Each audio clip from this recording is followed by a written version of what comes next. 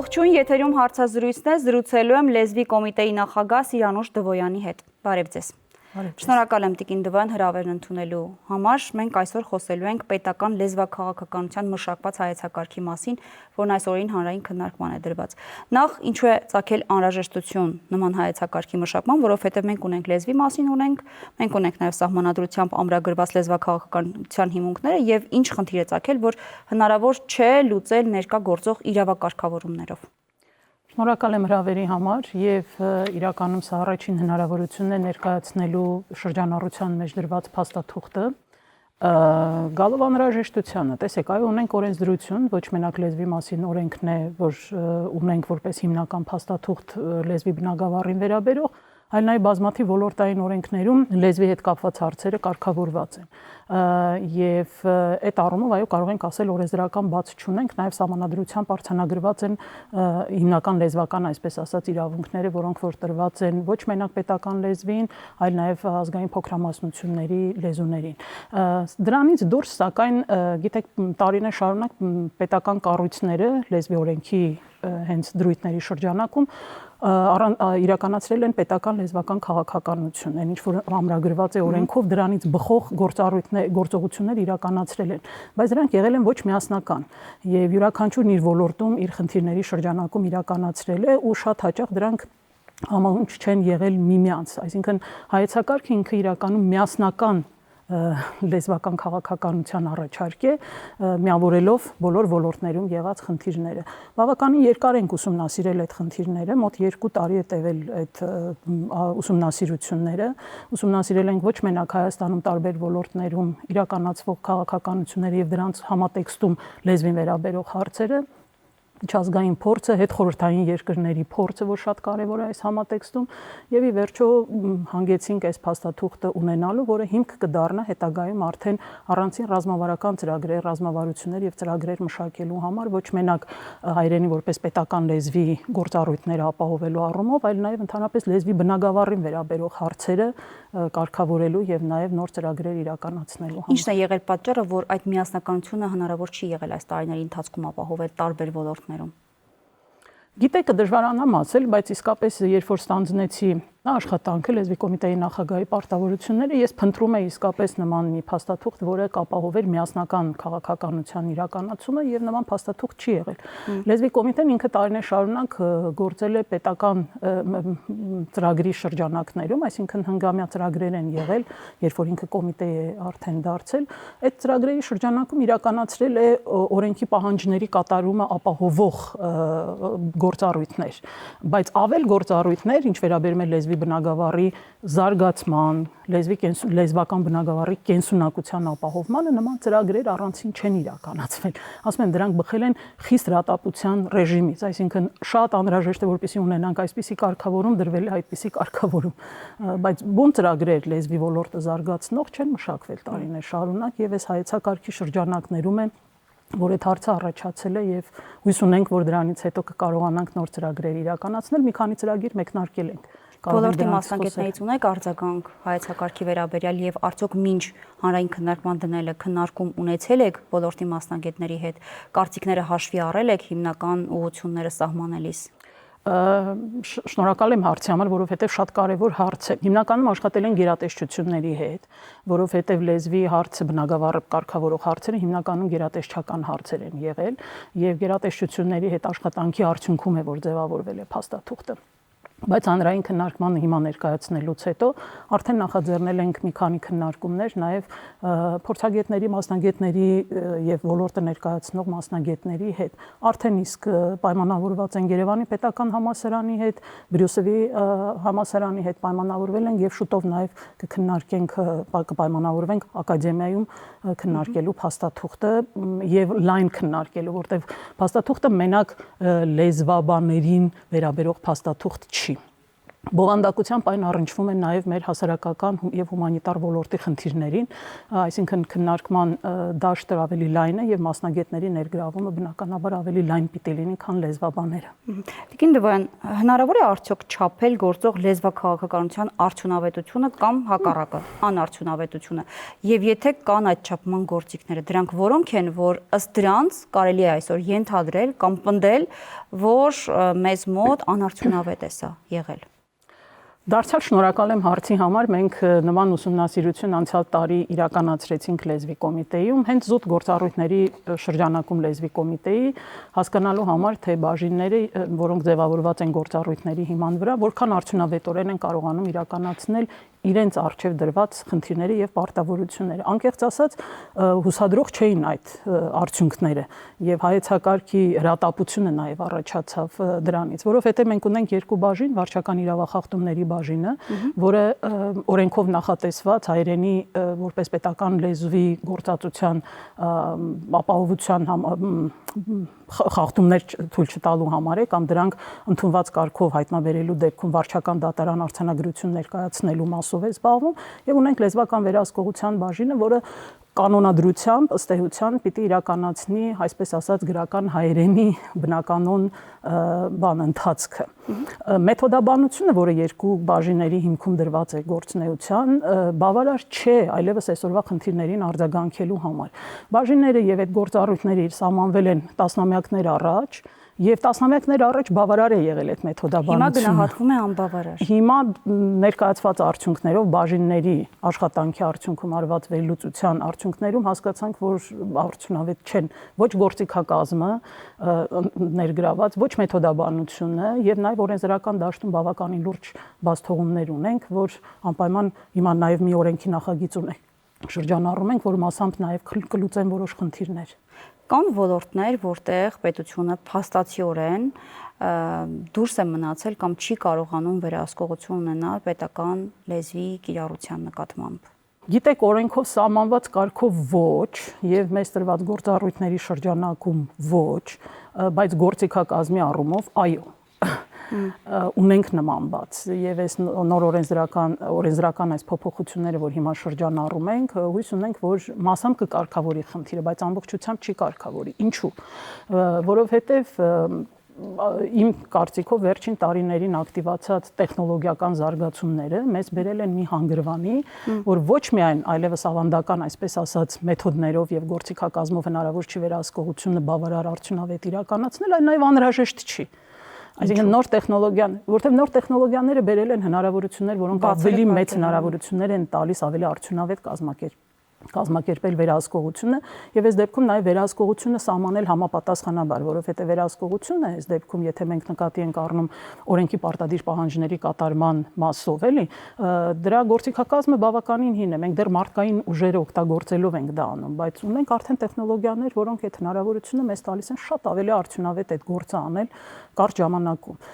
Մենք հիմա ծրագիր ունենք մեկնարկած 2024 թվականի մարտին է մեկնել հայրենի լեզվական տեխնոլոգիաներ ծրագիրն է, որը պատվիրակել են ԵՊՀ-ին իրականացնելու նպատակային ֆինանսավորում է Բարձրագույն կրթության եւ գիտության կոմիտեի միջոցով, որտեղ մշակվում են բազմաթիվ տեխնոլոգիաներ, որոնք օգնելու են մեզ բազմաթիվ ոլորտներում ոչ միայն վերլուծություններ կատարելու, գիտություն զարգացնելու, այլ նաեւ վերահսկողություն իրականացնելու առումով։ Իսկ որ ոլորտներում է ավելի շատ լեզվական վիճակը անբավարար, եթե կարելի է նման գնահատական իհարկե տալ։ Գիտեք, մենք ոլորտների վերլուծություն դեռ չենք արել, բայց այս տարի նախատեսում ենք, այսինքն 25-ի մեր հիմնական աշխատանքների բաղադրիչն է լինելու նաև հասկանալ, թե ինչ վիճակում է գտնվում մեր լեզվավիճակի ոնց որ գնահատում իրականացնել հենց ոլորտային առումով։ Այսինքն գուցե ավելի հարմարավետ կլիներ կամ արդյունավետ կլիներ մինչև ներկայացնելը այդ ուսումնասիրությունը իրականացնեիք, արդեն նոր հայեցակարգը մշակեիք, ներկայացնեիք հանրային քննարկման, թե։ Տեսեք, տարբեր վերլուծությունների մասին է խոսքը։ Մենք մի վերլուծություն արդեն իրականացրել ենք, որ այն մեթոդաբանությամբ, որով իրականացվում է վերահսկողությունը, արդյունավետ չէ։ Երկրորդը, քանի որ ինքը արդյունավետ չի, մեթոդաբանությունը արդյունավետ չի կարող այդ արդյունավետությամբ մեթոդաբանությամբ իրականացված վերահսկողությունը ոլորտում բերել բավարար արդյունքների։ Ուրեմն այդ առումով էր, որ այս երկրորդ վերլուծությունը եւ այստեղ մենք նաեւ վերահսկման մասով մեթոդաբանություն ենք փոխելու հիմա արդեն նաեւ խախտումների հայտնաբերման, դրանց նկատմամբ արձանագրություն կազմելու, վարչական դատարան ներկայացնելու հետ կապված մեթոդաբանություն ենք փոխելու եւ այդ համատեքստում է, որ մենք կտեսնենք արդեն ինչ արդյունավետություն կունենանք, էլի, եւ նաեւ ինչ կփոխվի իրավիճակում։ Տիկին Դվոյան, ոնց է համադրվում հայեցակարգում պետական լեզվի առաջնայնությունը եւ ազգային փոքրամասնությունների լեզվի վերաբերյալ իրավունքները, լեզվական իրավունքները։ Տեսեք, այդ իրավունքներն արդեն սահմանադրությամբ եւ օրենքներով սահմանված են։ Այսինքն հայերենին միակ լեզուն է, որին տրված է բարձրագույն պետական լեզվի կարգավիճակ։ Ազգային լեզուներին տրված է որոշակի իրավունքներ եւ նաեւ պետությանը որոշակի պարտավորություններ ազգային լեզուների պահպանման եւ այդ լեզուներով մշակույթի զարգացման համար։ Մնացել ենք նույն շրջանակում, ինչ որ արդեն սահմանադրությունը եւ օրենքները սահմանել են, որովհետեւ եւ խարտիայի իմաստով ինչ որ ունենք մենք պայմանավորվածություն միջազգային, դրա շրջանակում է, որ ազգային լեզուները ներառնված են որպես Հայաստանի Հանրապետության լեզվական բազմազանության կարևոր մաս։ Ազգային փոքրամասնությունների լեզուները Հայաստանի Հանրապետության լեզվական բազմազանության մասն են։ Այս առումով է, որ կարող է նրանց կողմից որևէ կերպ կամ այլ կերպ մեկնաբանվել այս փոփոխությունը, թե Ոչ, որովհետև լեզվական բազմազանության մաս են կազմում նաև մեր բարբառները, մեր առօրյա լեզուն, որոնք որ խոսում են, ժարգոնները, որոնք տարբեր մասնագիտական կամ ոչ մասնագիտական հանրությունների լեզուն են։ Այսինքն լեզվական այն ամբողջ համապատկերը, որ մենք ունենք Հայաստանի Հանրապետությունում, արևմտահայերենը, գրաբարը միջին հայերենը որպես մեզ ավանդված եւ ժառանգություն որպես մեզ ավանդված լեզուներ, դրանց պահպանությունը եւ այլն եւ այլն։ Այսինքն այդ առումով ոչ նման ոնց որ վտանգ չկա, որովհետև նաև սահմանադրությամբ եւ օրենքներով են դրանք կարգավորված, հայեցակարգով չի որ պիտի կարգավորվեն։ Իսկ հայեցակարգը լուծելու է կրթության մեջ գրական եւ խոսակցական հայերենի բավականին խորացող տարբերությունը, թե Գիտեք հայեցակարգով իմիջիալից բացի հայեցակարգից առհասարակ թեմայի վերաբերյալ ձեր տեսակետը մենք ինչ իրավիճակ ունենք այստեղ, որովհետեւ գրականն ու խոսակցականը բավականին տարբեր են, շատ դեպքերում նաև խոսակցականը կարող է գերակա լինել շատ ոլորտներում մեր գրական լեզվին։ Շատ լավ հարց է։ Իրականում ոչ միայն կրթության մեջ, այլ ընդհանրապես մեր հանրային ընկալումներում մենք ունենք այդ հարցը, որովհետև իսկապես մեր մոտ բևեռացված է, այսպես ասած, մեր առօրյա կամ կենցաղային լեզուն մեր գրական լեզվից։ Ինչու է նման իրավիճակ ստեղծվել, պետք է վերլուծություն անել։ Ես կարող եմ ընդհանրապես հիմա ենթադրություններ հնչեցնել, որոնք իմ տարիների դիտարկումների արդյունքում են ձևավորվել, բայց չեմ կարող դրանք որպես համոզմունք հիմա այստեղ ներկայացնել։ Բայց ինձ թվում է, որ այդ բևեռացումը եկել է նրանից, որ շատ հաճախ մենք գրական լեզուն, ընդհանրապես լեզուն մենք չենք ընկալել որպես մեր սոցիալական կյանքի կարևոր բաղադրիչ։ Մենք լեզուն ընկալել ենք, այո, գրական լեզուն մենք սովորում ենք դպրոցում։ Մենք տան ընտանիքում սովորում ենք հայերեն, այն հայերենը, որ մեր ընտանիքն է օգտագործում։ Դա կարող է լինել կենցաղային, դա կարող է լինել բարբառային եւ այլն, այսինքն այն լեզուն, որը մեր ընտանիքը օգտագործում է, մեր միջավայրում մենք լսում ենք։ Գրական հայերենը մենք սովորում ենք դպրոցում։ Եվ դպրոցում սովորած մեր գրական հայերենը սկսում է հաճախ հակասության մեջ մտնել մեր, այսպես ասած, առօրյա լեզվի հետ։ Ինչից է գալիս, որ գրական լեզուն մենք առանձնացրել ենք մի տեսակ մեր սոցիալական կյանքից եւ համարել ենք մի առանցին կարևոր ոլորտ, որ միայն կրթությամբ պիտի տանք եւ դա համարվել է մեր գրագիտության կամ կրթվածության չափանիշ։ Դա այդպես է իհարկե, բայց ես խիստ կասկածում եմ, որ երբ որ լեզուն կտրում ենք սոցիալական պայմաններից, ուրեմն մենք կարող ենք կենթանի զարգացող լեզու ունենալ։ Լեզուն ինքը չի կարող զարգանալ սոցիալական պայմաններից կտրված եւ դուրս։ Եվ ինձ թվում է, որ նաեւ լեզվի ընկալման այս մոտեցումն է հարկավոր ներմուծել եւ բանով հենց հայեցակարգով փորձում ենք նաեւ դա բերել, որ լեզուն մենք ընկալենք որպես մեր կենցաղային սոցիալական կյանքի զարգացող մաս։ Չի կարող մեր սոցիալական կյանքը զարգանալ, մեր լեզուն հետ մնալ։ Բայց այստեղ գրական լեզուն հնարավոր է բերել հավասարեցնել խոսակցականին, ճեղքը նեղացնել, թե հակառակը խոսակցականը մի փոքր ավելի լավարկել դեպի գրականը։ Ո՞նց եք դուք պատկերացնում։ Այդտեղ եկեք ես իմ մանկավարժական գործունեությանը հղումանեմ, որը շատ օգնում է նաև այս հարցերը հասկանալու առումով։ Ասենք, երբ որ համալսարանում ուսանողների հետ մենք աշխատում ենք, թարգմանություններ են անում, հաճախ մենք կանգնում ենք այն փաստի առաջ, որ երբ որ մենք ուզում ենք սովորական միտք արտահայտել, որը շատ բան չի, բարձր փիլիսոփայական տեսական միտք չի, ոչ էլ կենցաղային, ասենք մի սովորական դրվագ է, որ ուզում ենք սովորական լեզվով ասել։ Դժվարանում ենք մենք դրա ոչ միայն բառերը գտնել, քերականական կառուցվածքներն է շատ հաճախ ապահովել։ Եւ ես միշտ ասում եմ, այո, դա նրանից է, որ մենք ջանք չեն գործադրել այդ միջին, այսպես ասած, լեզուները ձևավորելու կամ այդ սովորական լեզուն ձևավորելու, որ մենք կարողանանք բավարար գրագետ, բայց ասել պարզ բաներ, ասել սովորական բաներ,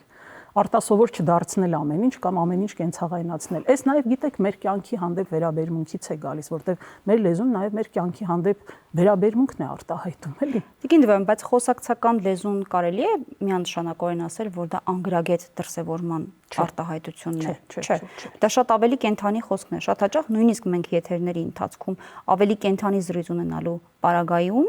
կամ դրա համար փորձում ենք ավելի կենցաղային լեզվով միգուցե ավելի մատչելի կերպով իրականացնել մեր գործունեությունը, որը գրականի դեպքում կարող է շատ պաթետիկ հնչել, կարող է անհասկանալի թվալ որոշ դեպքերում։ Արդյոք դա գրագիտության եւ անգրագիտության որևէ սահմանում տեղավորվում է։ Չէ, գրագիտության եւ անգրագիտության մասին չի խոսք, այլ այս դեպքում, երբ որ ես ասացի, ոնց որ սովորում ենք գրագետ կիրառել լեզուն, նաեւ հասկանալ, որ լեզուն, որ ոճը որ համատեքստում կարող ենք օգտագործել։ Մենք հաճախ սա է որ չենք պատկերացնում, երբ որ ասում ենք գրական լեզու, այդ ձեր ասած անպայման պատկերացնում ենք գեղեցիկ բառերով պաթետիկ միտք արտահայտելը։ Մենք չենք պատկերացնում, որ գրական լեզուն շատ սովորական գրագետ սովորական բաներն ասելն է։ Խոսքը սրանն է վերաբերում։ Լավ, բարձրագույն կրթության գիտության ոլորտում եւ միգուցե ոչ միայն, ինչպես է պահպանվելու հայերենի դիրքը միջազգայնացման պայմաններում։ Ես կարծում եմ բարձրագույն կրթության եւ գիտության մասին վերջերս արդեն ընդունված օրենքում այդ հարցը բավականին կարգավորված է, սահմանված է, որ Հայաստանի Հանրապետությունը բարձրագույն կրթության լեզուն հայերենն է, բայց նաեւ կան օտարալեզու։ Այո, եւ գալիս են արդեն այն դեպքերը բոլոր, որտեղ որ թույլ է տրվում կրթությունը իրականացնել ոչ հայերենով։ Դրանք հատուկ ծրագրերն են, այդ հատուկ ծրագրերում էլ հատուկ պայմաններ են դրված, որոնք ապահովելու պարագայում է միայն որ համալսարանները կարող են իրականացնել ոչ հայերենով կրթություն դասընթացներ ծրագրեր։ Այսինքն դա հայեցակարգ ինքը սահմանափակում չի ենթադրում, ավելի շատ ընդլայնում օտար լեզուների կիրառության պարագայում կարելի է ասել, որ հնարավորություն կա կրթական գործընթացներում։ Իսկ ինքը սահմանափակում չի։ Օրենքը բարձրագույն կրթության մասին օրենքը նկատի։ Չէ, այս հայեցակարգը ինքը ավելի շատ սահմանափակում է, թե ընդհակառակը ընդլայնում է օտար լեզուների կիրառությունը կրթական գործընթացներում։ Հայեցակարգը ընդհանրապես արձանագրում է ներկա վիճակի, ինչ որ մենք ունենք ոչ միայն բարձրագույն, այլ մեր ընդհանրապես կրթական համակարգում նաև հանրակրթության մեջ։ Մենք հանրակրթության մեջ ունենք օտար լեզուներ, որոնք ուսուցանվում են եւ հայեցակարգում տրված են բոլոր լեզուները, որոնք որ ուսուցանվում են դպրոցում, ուսուցանվում կամ ուսումնասիրվում են առանցին ծրագրերով մեր բարձրագույն ուսումնական հաստատություններում եւ դրանք նույնպես կարգավորված են եւ օրենքով եւ նաեւ այն պայմաններով, լիցենզիաներով, որոնք որ ստանում են համալսարանները ծրագրերն իրականացնելու համար։ Այսինքն այստեղ ոչ ընդլայնում ենք, ոչ սահմանափակում ենք, այլ պարզապես փորձում ենք տեսնել։ Այո, հայեցակարգը ինքը արձանագրում է։ Հայեցակարգը ինքը արձանագրում է, որովհետև դրանք արդեն ոլորտային օրենքներին են վերաբերում եւ ոլորտային օրենքները իրեն կարգավորում են բարձրագույն կրթության եւ գիտության մասին օրենքով այդ մասը կարգավորված է։ Ոնց է չափվելու լեզվական մշակույթի զարգացումը։ Վերջնարդյունքում ինչ որ բան մենք պիտի ստանանք եւ դա պիտի չափելի լինի։ Ոնց է դա իրականացվելու։ Այո, տեսեք, շատ հետաքրքիր հարց է եւ ես վերադառնամ մեր խոսակցության առաջին հատվածին, երբ որ ասեցի, որ տեխնոլոգիաները զարգացել են եւ լեզվական տեխնոլոգիաները մեզ մոտ թեև կան, այնպես չի որ հայերենը չի տեխնոլոգիականացվել կամ թվանշային աշխարհում ոչինչ չունենք արած հայերենի հետ կապված, բայց դա բավարար չափով չի տվել մեզ այն գործիքակազմը, որ մենք կկարողանանք նույն տեխնոլոգիական միջոցներով անել վերլուծություններ, չափել տարբեր արդյունքներ, որոնք որ վերաբերում են մեր կյանքի տարբեր բնագավառներին, այդ թվում նաև չափել լեզվի զարգացման մակարդակը։ Այդ գործիքակազմը մենք պիտի մշակենք, որպեսզի կարողանանք մենք հիմա չունենք այդ գործիքները, որով կկարողանանք չափել։ Եվ այս տեխնոլոգիական զարգացումը, որի միջայլոց հայեցակարգի կետերից մեկն է, ուշադրություն դարձրել եք վստահ եմ, որ այնտեղ այդ թվանշայնացման մասը կետերից մեկն է, վերաբերում է նրան, որ այո, հայերենը կարողանա իսկապես այդ անցումը ապահովել դեպի տեխնոլոգիական։ Բայց ինչ է նշանակում այդ չափելը, ինքը որպես այդպես ինչ է նշանակում։ Տեսեք, օրինակ ասենք ձեզ բերեմ մի շատ պարզ բան, պարզ օրինակ, ասենք օրինակ մեզ հետաքրքիր է տեսնել, թե լեզվական էս ինչ կառույցը մի կառույց, որը արձանագրված է, ենթադրենք մեր դասագրքերում 1960-ական թվականներին, հիմա 2025 թվականն ենք։ Մենք տեսնենք այդ կառույցը ինչպես է օգտագործվել, ինչ համատեքստում է օգտագործվել, կարող է փոփոխվել է, կարող է այլևս ինչ հաճախականությամբ է օգտագործվել։ Ստատիստիկաներ մենք չունենք, որ մենք իմանանք այդ կառույցները որ ժամանակաշրջանում ինչ փոփոխություն է կրել։ Մենք դա չենք կարող այսօր անել։ Լեզվաբանները այդ վերլուծությունը անում են ձեռքով։ Այն մեթոդները, որոնք որ մենք ունենք, լեզվաբաններն անում են ձեռքով։ Այս տեխնոլոգիաները հնարավորություն կտան ձեռքով չանել դա, բայց նաև դա մեր սոցիալական կյանքի եւ մեր սոցիալական պատմության կարևոր հատված է եւ դա հնարավորություն կտա նաև մեր առօրյա կյանքի հետ կապված նաև գերատեսչություններին իրենց աշխատանքը կազմակերպելու համար գործիքներ ունենալ, որով կկարողանան որոշակի ժամանակային կտրվածքով տեսնել ինչ դինամիկա ունենք։ Իրենք իրենց ոլորտներում լեզվական առումով էլ մենք կարող ենք տեսնել թե ինչ դինամիկա ունենք, էլի։ Այս հայեցակարգում նաև հստակ ամրագրում կա արևմտահայերենի եւ արևելահայերենի վերաբերյալ եւ որպես հիմնական չափորոշիչ ընտրվել է արևելահայերենը։ Ինչով է դա բացատրվում։ Արևելահայերենը եւ արևմտահայերենը այդտեղ արձանագրված են որպես հայերենի, արդիգրական հայերենի, արդիգրական հայերենը համարում ենք 19-րդ դարից մշակված հայերենը, կանոնարկված երկու տարբերակները, որոնք կանոնարկման երկու տարբեր ճանապարհներ են անցել։ Արևելահայերենը կանոնարկման ճանապարհն անցել է պետական շրջափուլերով, արևմտահայերենը անցել է գրական մշակութային եւ կրթական շրջափուլերով եւ հավասարաչափ լեզվական պետական քաղաքականություններում արևմտահայերենի եւ արևելահայերենի պահպանության եւ դրան զարգացման հարցը կարեւոր է համարվում։ Հիմա զարգացումը ինչպես ենք նկատի առնում Հայաստանի Հանրապետությունում, երբ որ դե ֆակտո մենք օգտագործում ենք արևելահայերենը, դե ֆակտո մենք օգտագործում ենք արևելահայերենը, չէ՞։ Այդտեղ ինչպես ենք մենք ապահովելու, որ արևմտահայերենը ներգրավված լինի, եթե մենք նաեւ դա ենք կարեւորում։ Հիմա ես ասում եմ դե ֆակտո արձանագրում է հայեցակարգը դե ֆակտո եղած է։ Հիմա այլ հարց է, որ մենք ունենք,